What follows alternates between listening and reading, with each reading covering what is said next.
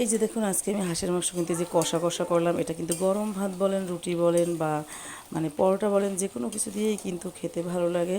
আর যারা হাঁসের মাংস খেতে পছন্দ করেন তাদের তো বলাই লাগবে। তবে হ্যাঁ, গরমে কিন্তু হাঁসের মাংস অনেকের ক্ষতি করে, যাদের অ্যালার্জির প্রবলেম আছে তারা অবশ্যই এটা খাবেন না, স্কিপ করবেন। তো যারা পছন্দ করেন তারা কিন্তু খাবেন। আর রেসিপিটা দেখতে হলে অবশ্যই অপেক্ষায় থাকবেন, আর আমার পেজটাকে ফলো করে সাথে থাকবেন, লাইক কমেন্ট শেয়ার করবেন।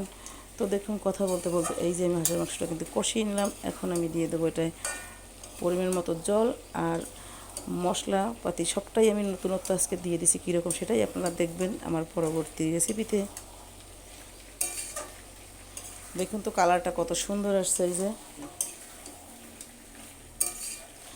যারা এরকমটা খেতে পছন্দ করেন তারা কিন্তু এরকমভাবেই রান্নাটা মানে ঢাকা দিয়ে দিয়ে রান্নাটা করে এরকমভাবেই কিন্তু রাখতে পারেন। এটা কিন্তু রান্না বেশিরভাগ হয়ে গেছে। এখন আমি জাস্ট জল দেবো, তারপরে 20 মিনিটের মতো রান্না করে নেবো, তাহলেই হয়ে যাবে।